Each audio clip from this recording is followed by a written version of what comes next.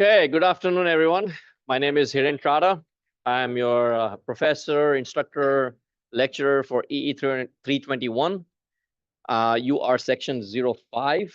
I am teaching two sections. Right before this class is section 04. So, some familiar faces, and I had some familiar names in the student roster. So, good to see you all in person. And judging by my previous experience in the past few quarters, I probably won't see about 50 or 60% of you until the day of the final exam. That was not a diss. The reason is because you can take this class online. All right, let's get into syllabus. How many of you have read the syllabus? I had some extra money hidden in there. No, not really. A few years ago, a professor at a university, I can't remember, I was reading a news article. The professor hid put $100 in an envelope and hid it somewhere on campus. And somewhere in the syllabus, like a few pages and some several paragraphs buried in there was like some line with directions saying, if you follow this, you're going to find some treasure. 15 weeks later, at the end of the semester, it was still there.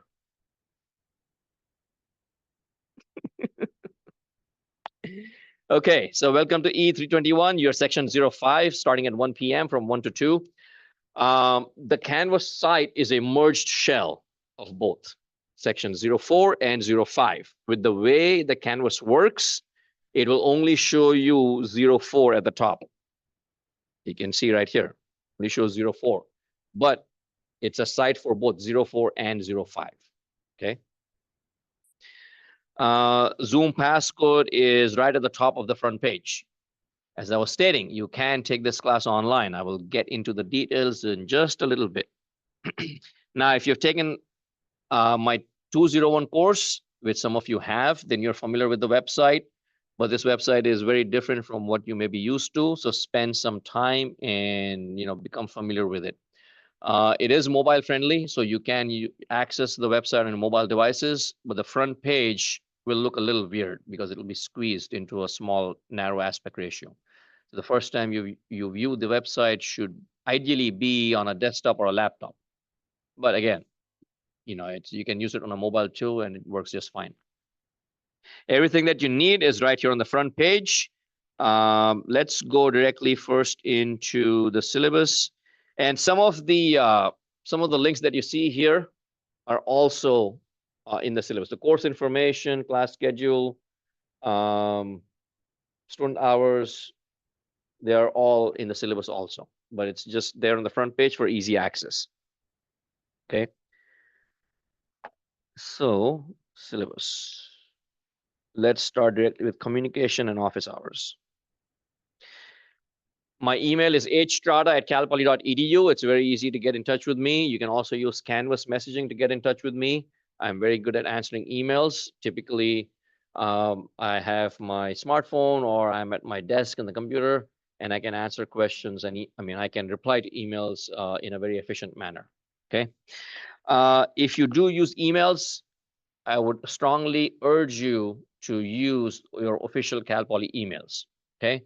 One thing that students may not be aware of is that I don't know if you are required or not, but if you're contacting Cal Poly faculty or staff, you should always use your Cal Poly email IDs because it is officially verified and linked to you.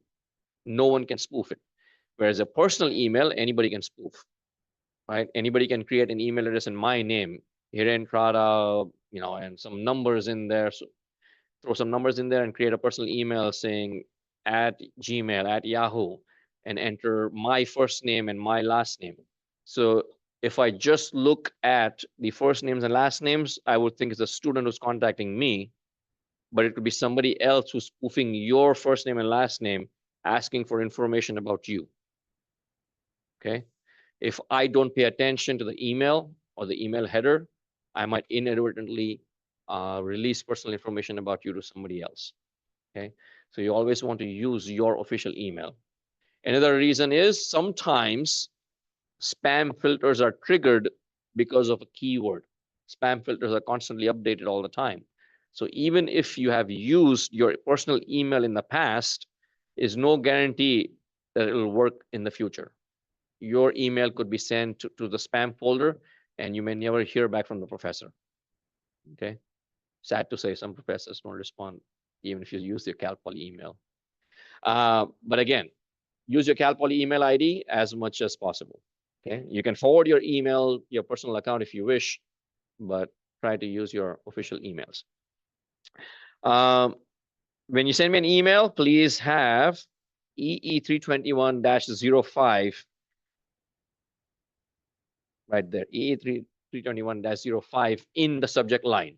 Okay, I teach many classes and many of the questions might be similar. So it might seem like a very small thing at your end or the student's end, but it's a big deal at my end. So please ensure that you have 321-05 in the subject line. Nothing else. You don't need to put anything else. Like if you have a question, you don't need to say, I have a question in the subject line. I will read the body of the email. I know you have a question. Okay. And then my office is in Engineering East, Building 20. Does everyone know where the building is? Right. It's as soon as we exit out of this building and you move towards Dexter Lawn, it's the first building on your left. And it's in the shape of an E. My office is 117. It's in the middle prong of the E.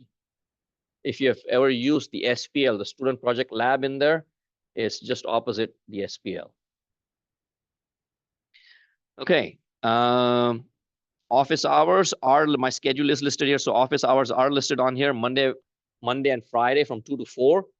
However, I am available to students anytime they need. Okay. So the times that you see marked in here as student hours, I'm guaranteed to be in my office, unless of course I send an email stating that I'm not going to be in there today for any reason. But the sections that are marked in olive green, I am also free and available to meet students. Depending on the day and the time, I may be somewhere else. I'm here every day from 8 to 5. Okay, so you see my schedule from 8 to 5. I'm here every day. So even in the mornings, if you have a quick question, you want to stop by at 8:30 in the morning, that's absolutely fine. Just knock on the door, wait for about 10 seconds, and mostly I should be in there. Sometimes I might have gone to the department office, to make some copies, to meet with somebody, or might be in a different lab or meeting with a different professor, but I will be on campus somewhere. Okay. So if you want, just send me an email, confirm my presence in the office before coming.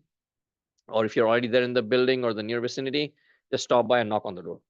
Okay. I'm always happy to see students. And then the Monday and Friday student hours, I'm guaranteed to be in the office. Okay. Let's see. So that's communication. Course information. This is basically electronics for non-EE majors, similar to 201, which was circuits for non-EE majors. This is also a topic that EE students take for an entire year. In fact, the class I teach here in this classroom at 11 a.m. is basically the first in that sequence. Okay, it's EE 306.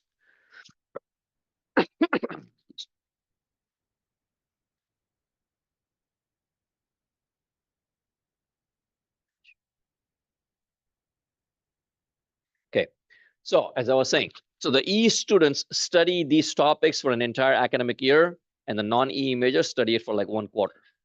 So it's similar to 201. But what we will do here is very different. It's not as dry as 201. And the lab especially is a lot of fun. By the time we get to the end of the quarter in the lab, we are actually building a DC motor speed control. And so there is some mechanics and stuff involved in there.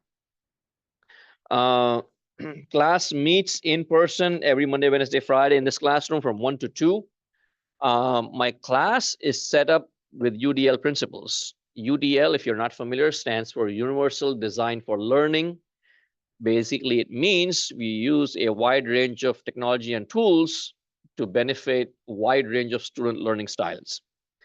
And one of the things I like to do is I like to offer multiple modalities for my class. And here's where I talk about how you can take the class online. So I have this writing tablet here. and I make annotations live in the classroom. And this is duplicated on the projector screen. So what I see here, you see here on the projector screen. At the same time, I'm logged onto Zoom, and the screen that you're seeing in the classroom is shared on Zoom. Nothing else is shared. There are no cameras, no personal information, only the screen that you're seeing right here. And of course, the sound of my voice is captured. Now, you are adults. You choose what works best for you. If you wish to attend every single class in person, feel free to do so. If you wish to attend it online, you can feel free to do so. If you wish to do neither, there is a third option. I record the videos and I post online on YouTube. It's freely accessible to everyone. The playlist link is there from the front page. My channel is not monetized. So the more views I have, I'm not making any money from it. It's just free and available to everyone who may find it beneficial. Okay. My links are on there. And if you click on lecture videos, you see section 04, section 05. Obviously, it's empty right now. And then I have the summer, just this past summer, and then the winter playlist from a couple of years ago. The summer is, I would say, less ideal than a regular quarter because it's like compressed and moves at a different pacing. And so, if students do wish to, jump ahead and look at some topics, they can feel free to do so. So as I was saying, there are 3 different modalities. I do not take attendance. I do not, as I said, you're all adults. You know best what works for you. And so you can choose what you want to do.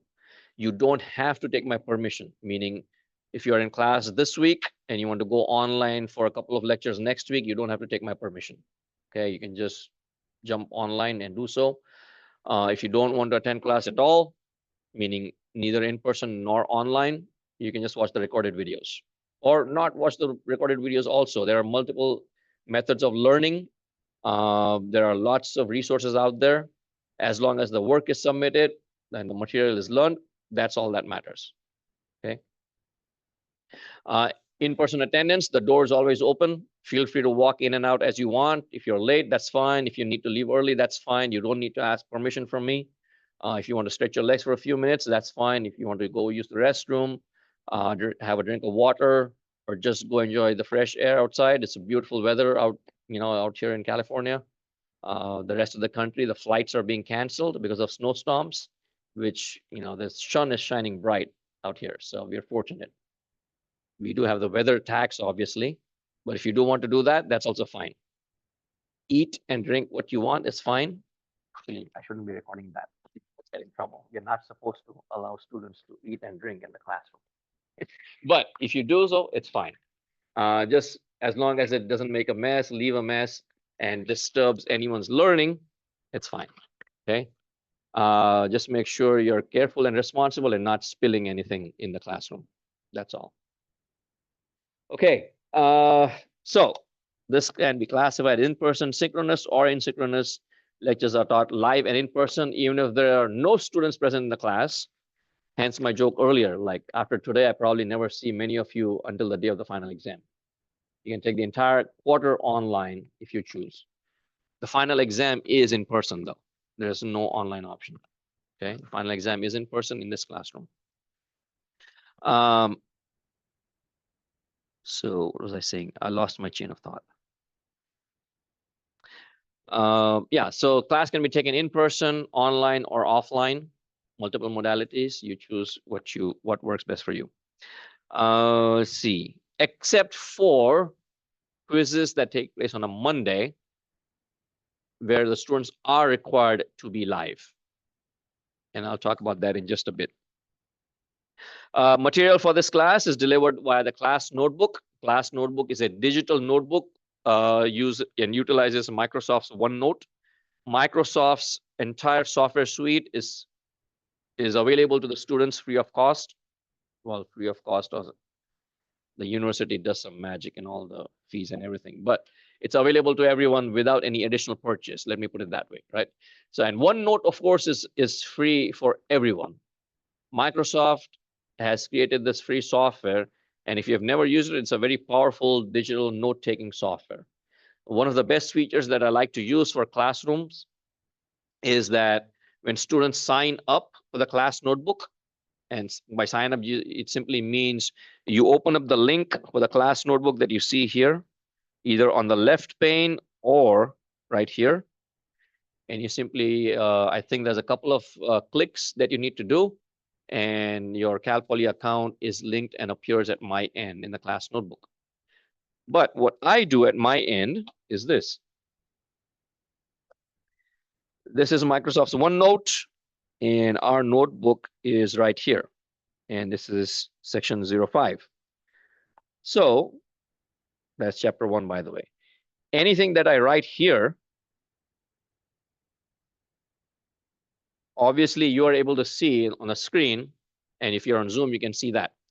But if you have signed up for the OneNote, these annotations appear automatically at your end in near real time. Within a few seconds, they should appear at your end.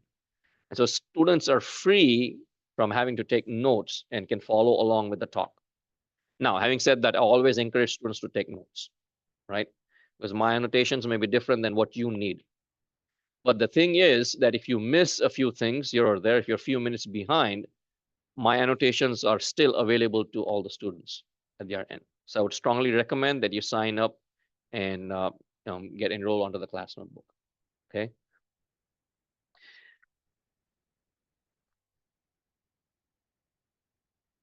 All right. So said all of that. Let's go to this.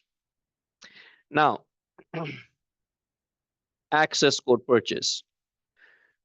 And here's where I'm always hesitant because it always brings up sort of like a negative atmosphere in the classroom, because anytime you talk about making students spend money on top of everything that they're already spending money on, it's not always positive, obviously. But let me explain. Okay. Part of the thing that I stated earlier was UDL principles, right? Multiple modalities is one thing. Using this online system is another. Okay. If there was a free option, if there was a good free option, I would use that, but there's not right now, not without paying for it. So there's an access code purchase that is required for my classes. It's from Pearson and it costs $52. And I negotiated this price several years ago. And again, I like to keep it under wraps because with inflation and everything, recently when I started to talk to them, they've been increasing their prices. So I'm trying to stay under the radar. Anyway, hope this recording doesn't find your way to Pearson. And unfortunately, not unfortunately, but at the time, I think the ebook was not included. I'm not sure that's still the case or not, but they didn't include the ebook at the time. And I'm afraid if I start negotiating now to include the ebook, the price is going to jump to like 80 or 85. If you have taken a course with me in the past 15 months, the 201 course with me, then your access code would still be valid and it'll still work automatically. Okay. So that purchase is required. Now I understand it's an additional burden. So if students do have any issues or concerns that wish to drop out, you do have other options. There is a section that has opened up. And if you wish to drop out and enroll in that section, I would completely understand.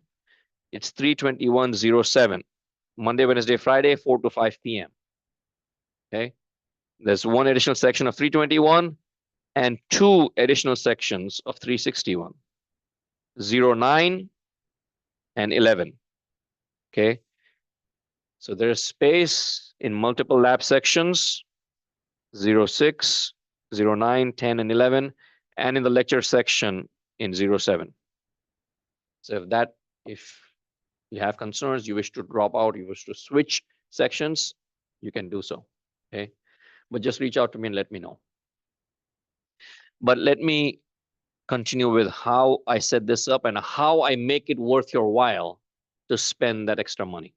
Not extra money, but spend that money for that purchase. Okay. So you sign up for mastering as soon as possible. Okay. There's a 14-day free trial.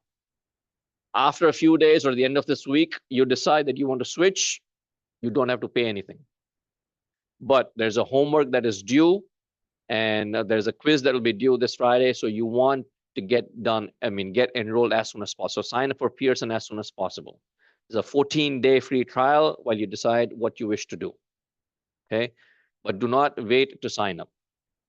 There's homework assignments and other assignments that are due, and then it'll get progressively harder to get caught up again should you decide to stay enrolled.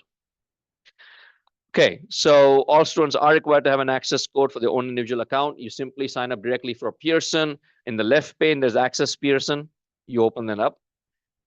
And the instructions are also right here. When you click on Mastering Engineering, it takes you to a PDF file. And the PDF file is going to tell you what you need to do. But pretty much it's straightforward from my experience, past experience. Students have told me it's basically a couple of clicks and then you just sign up. And then the system, as I said, if you have used, if you have previously, whether for my course or for a different course, if you have used your email ID, simply use that same email ID for the Pearson account. And if you have taken 201 with me and you have a code linked to an email ID, please ensure you're using the exact same email ID. And it'll automatically verify your purchase from the past. Now, let's go to assignments and grading, and I'll explain how it works. Grading scheme is standard. 90s is an A, 80s is a B, 70s is a C, and 60s is a D, and then lower is an F. I would expect about 3 to 5 students would have an A. The rest would have B, C's, and D's. Maybe less than 3.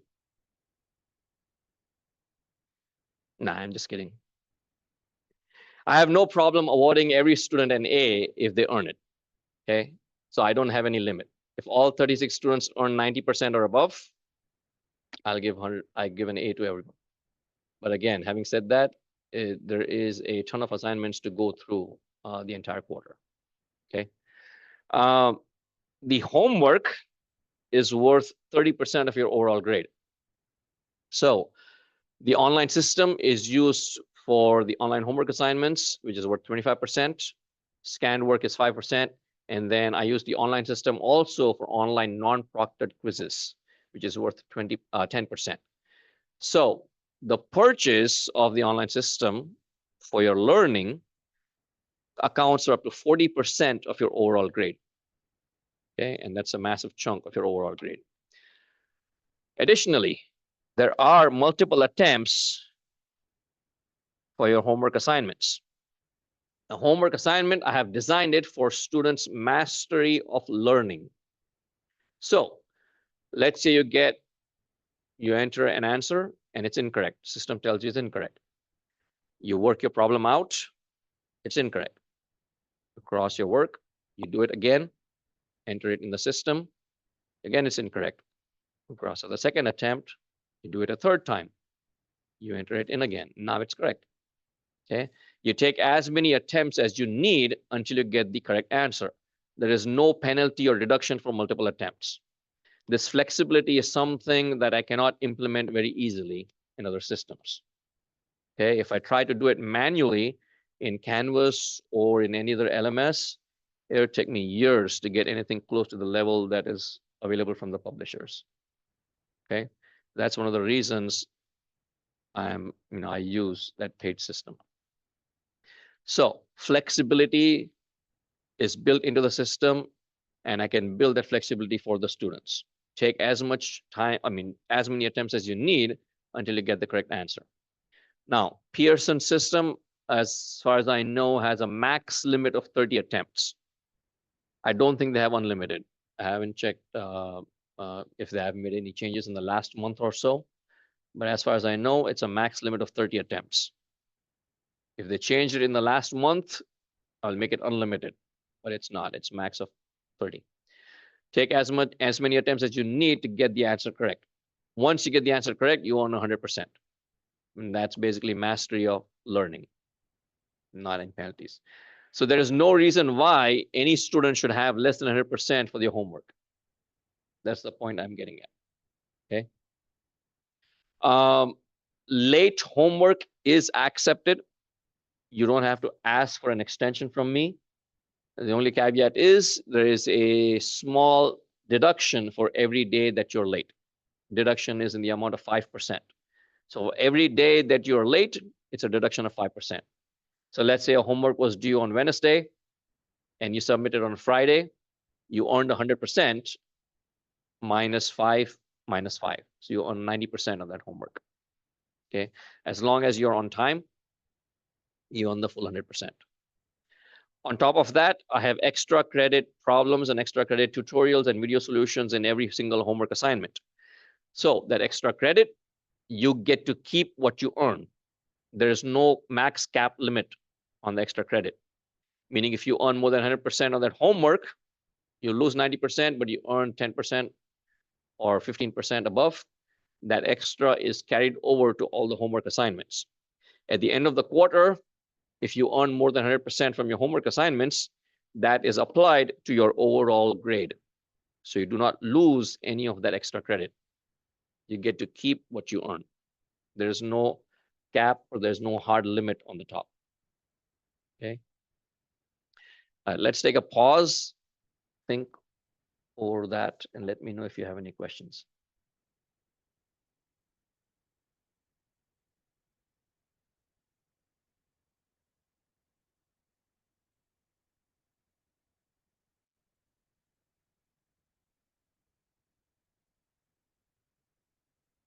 No questions? I'm good. Okay, so that's the homework. That's the online part of it. And then remember I was saying that you're going to write or do your work on paper or on your writing tablet, right? The assumption is that students will be doing some work and then enter the answers on the system, right? Some questions online are true or false. Some of them are multiple choice. Most of them are like step-by-step problems where you enter like answers for every step in there. But the expectation is that students will be doing some work. Now, whatever work you do, doesn't matter if it's scratch work, doesn't have to be neat, doesn't have to be clean. As long as I can read it and I can understand it, you will scan it, create a PDF, and upload it online. I will look at it, I will scan it, I will grade it, but there's no penalty on that work. As long as that work is submitted, you earn full credit. You get full credit on that. And that forms up to 5% of your overall grade. Okay. So as I said, as long as the work is submitted, as long as the work is done and submitted, you get the full 100% for that portion. And that counts for 5% of your overall grade. So homework in all is 30%. And there's no reason why any student should have less than 30%. Okay. Then next is quizzes. Quizzes are again divided into two parts. There is a proctored quiz and a non-proctored quiz. And since we're talking about the online homework, let's talk about the non-proctored quiz. So non-proctored quizzes are on Friday. It uses the online homework system. And the difference between the homework and the quizzes is the homework have unlimited attempts, plus has flexibility in the due dates. The quizzes, not so much. I was debating having only one attempt versus two. So I might have like 2 attempts in the homework. 2 attempts for the quizzes versus unlimited or max attempts in the homework. Okay. So in the quizzes, you only have 2 attempts. If you get it wrong, you answer it the second time, and that's it. Plus, there's a time limit. The quizzes on Friday will be available beginning 8 a.m. in the morning till midnight, 11:59 on Friday. Now, if you begin the quiz at 8 a.m., it's a 15-minute quiz. You have a 15 minutes. You have from 8 to 8:15. So once you begin the quiz within that time frame, it'll close out. And whatever work you have done, it'll automatically submit. So if you didn't submit anything, it'll be a 0. So make sure you submit something. Okay. And the same thing would be you would upload your work at the same time on Canvas or in Pearson. I haven't quite decided yet which one to do. But again, everybody understand the difference between the quiz and the homework, right? Quizzes will be time limited and you can only have 2 attempts. to get it done. Okay. There is an extension, meaning you could get it done on a Saturday if you wish, but there is a penalty of 20% for being late on the quiz. So Friday quizzes, I was going to have it open only from 8 a.m. to midnight on Friday, but then I decided to build in some flexibility so that if you want, you can get it done on a Saturday, but you have a deduction of 20% from your earned credit if you get it done on a Saturday. Okay. So please read through everything on here in the syllabus. It's not possible for me to read each and every line, but I've covered the major points and summarized each section. And then the proctored quizzes. Proctored quizzes are the only ones. Where is it opening? Let's see.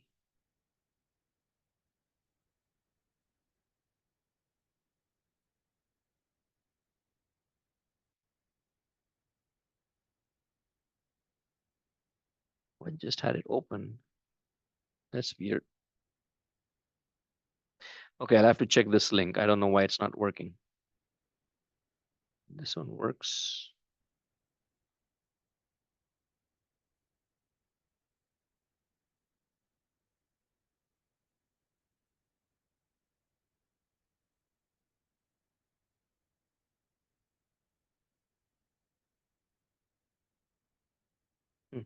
Don't know why that link didn't work. I'll have to check it. Anyway, proctored quizzes are the only time where I require students to attend class. Okay. You can attend it in person or you can attend it online. If you are taking this Monday quiz online, then you need to log on to Zoom with your cameras on. Okay. This is the only time I require attendance. And those quizzes are every single Monday, first thing that you enter the classroom, meaning from 1:10 until, whether it's 15, 20, 25 minutes. At the end, you will scan your work and then create a PDF and upload it on Canvas. Okay. By this time, I'm assuming everybody is familiar with scanning with your smartphones or your devices and creating a PDF and uploading. And if you're using a tablet, writing tablet, it's even easier. Just use a writing tablet, create a PDF and upload it. Okay. But that's the proctored quizzes that are in person, that are in during class time. And it's usually 15 to 20 minutes. And it's always at the beginning of class, meaning you take it at 1:10 p.m., the first thing, and then following the quiz, we'll have a lecture. Okay. If you are having maybe a medical illness, or you have a travel, or for any reason you're going to miss class on a quiz day, then you let me know as soon as possible. Obviously, if you know in advance, let me know in advance. If you wake up in the morning, if you're feeling sick, with a doctor's note, I will provide an exemption, but you let me know as soon as possible. Okay. Now, if you're taking it online, you need to log on to Zoom and have your cameras on. If I see a student submission online without the student being online on Zoom, that quiz will not be graded. Okay, so make sure you read all the rules for online as well as in person. Again, this is the only time I require students to be available in the classroom or online. Other times you can find. Yes. The question being asked is, do I drop anything? The answer is I do not drop anything in my classes because I have a lot of extra credit built into my courses. Also, there are no midterms in my classes, which, judging from past, previous feedback over the years, is a students very preferable thing by the students because it's delivered in bite-sized chunks.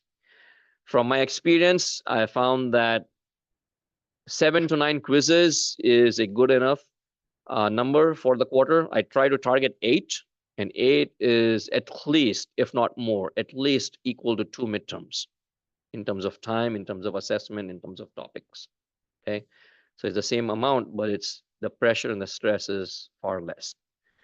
So example would be you learn something Monday, Wednesday, Friday, and then the next Monday, the following Monday, the topic will be assessed. in the class. Okay. The Friday quizzes will assess again something that you've done on Monday and Wednesday, or Friday, Monday, and Wednesday. So students will have to keep track on the material. I will, of course, every week post, the announcements on the topics that we're going to cover. But it's always usually the previous week that we're going to assess in the quiz. Okay. Now, or any questions? Again, please read through everything. And online, if you're taking it online, then please read through everything and make sure that you follow each one of these rules. Okay.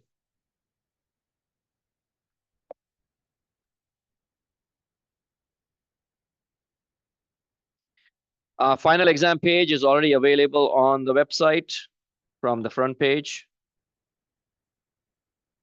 You can click on here, or you can go to the syllabus and assignments link, and you open up the final exam page. Your exam, according to the university schedule, is on a Wednesday from 1 to 4, right here in this classroom. Okay, so we are section 05. Exam is on a Wednesday right here in this classroom from 1 to 4. I also have a link to the entire Cal Poly schedule. You can download the PDF if you want. You can just go to the website to look at it for all of your other classes also. Okay. So this is on a Wednesday. However, I also have several other options that students can take. I mean, students can avail. I schedule an exam on the Saturday preceding the finals week. It is not in this classroom. It's in building 20 where my office is. Okay. And that Saturday is basically right after the last day of class. And from, again, judging from past experience, about 25 to 30% of my students do prefer to take the exam on that Saturday before finals week. And then they get it out of the way. So that is an option that is available to all students. Seats are available on first come, first serve basis, but typically I can accommodate up to 100 students if students want to take it on a Saturday, which I've never had 100 students. Usually it's about 30, 35 students on a Saturday. So if you do wish, that is an option. The other two options are if you wish to take the exam with my other section on a Monday or with the different class on a Friday. Now, those I cannot guarantee because depending on how many students from those classes take the exam on a Saturday, I will have empty seats available. So if 10 students from Monday and 5 students from Friday take the exam on a Saturday, I'll have spots available, corresponding empty spots available in the classroom. Okay. So there is a survey at the bottom of this page. You need to let me know. And that survey, for some reason, is I cannot open it. It's basically a Google form that you simply submit. You just let me know your first name, last name, and the class you're enrolled in, and the section you wish to take the exam in. Do not fill this survey out. Do not submit this if you do not wish an alternative time. Meaning if you wish to take the exam at your regular time, which is, what did you say it was? Wednesday. If you're taking the exam on a Wednesday, you don't need to do anything. Simply show up on the day of the final. Do not submit that survey. But if you wish to avail of an alternative time, then you submit that survey. Okay. Saturday is pretty much fine. Anybody who submits for a Saturday final is approved. I'll have plenty of space. But the other two times, it's first come, first serve. Okay. By the way, all assessments in my class are open book, open notes, and open internet. So all the quizzes, you can have your laptops, you can have your tablets, you can have whatever you want. You can bring 1,000 pages of notes if you want, as long as you can fit it on the desk. So all the quizzes are open book, open notes. No dial a friend. You can't call anybody for help. Okay. And basically, it's the honor system. I would expect the students would not cheat. And so if you're taking the quiz online or whether you're taking it in person, you have all the resources and tools available to you to show me your best work. Okay. All the resources and tools are available. So you should know how to use them and you show me your best work. Exam is only available in person. And the only thing is for exams, it's only open book, open notes, no open internet. Okay. Typically, I allow laptops also. And typically what I do is I sit at the back of the classroom. But here it might, I think it's possible. I can sit in the back. Okay. So again, open book, open notes. You can use your laptops for your notes because we have digital notebooks and everything, or you can print everything out. So final exam also is open book, open notes. All right. As I said, there's a ton of assignments, but it is possible for students to earn over 90. Won't be easy. There's a lot of work, but if you keep up with the work, you will earn a good grade in the class.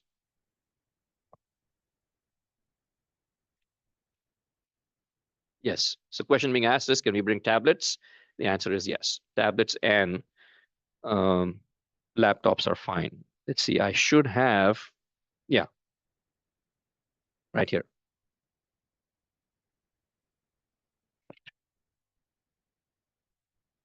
Ignore the line in the red. I need to edit that because that was for a different class. I mean, different classroom. That's for a different classroom. Okay. Let's see. There's something else. Else. There was a final exam. Oh, yeah. Optional. Already covered attendance, instructor evaluations. So instructor evaluations, there are official and unofficial ones in my classroom. Official ones are the ones that you submit at the end of the quarter, which is, appears in your student portal in Cal Poly, right? Now, I don't know if other professors have told you this or not, but these are very important to us. These form your student evaluations, form part of our official employee records. It goes into our employee HR and employee files, and they are looked at very seriously by everyone. Like all the professors look at their evaluations very seriously. And more importantly, the department and the university looks at it very, it goes all the way up to the dean of the college. Okay. It forms part of my official file of every faculty's official file, not just me, obviously. So sometimes professors do not emphasize these, but I like to emphasize these, especially in the first day of class. Okay. These are very important. And everything that I do in my class today is because of students who came before you in the past several years. Right? They gave me some feedback. I made some changes. I keep making changes every quarter, and here we are today. So you're getting benefit of what previous students did earlier. Now, one thing I realized a few months ago, a few quarters ago, and I hadn't realized all these years, is that everyone is not familiar with the scale. It's a 1 through 5 scale. And one student had left that I'm choosing, and this was for the unofficial ones, not the official ones, that I choose 3 because I was out of town this week, or I didn't, because I'm neutral. And that's when I realized everybody's not familiar with the scale. The scale is 1 through 5, and 3 is not neutral.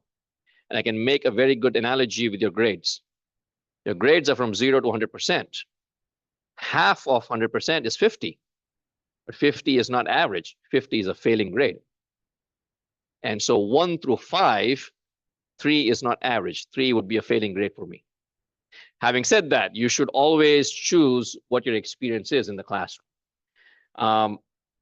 Fortunately or unfortunately, I tend to have decent evaluations. I tend to have 4s or 5s, but I occasionally have 1s and 2s.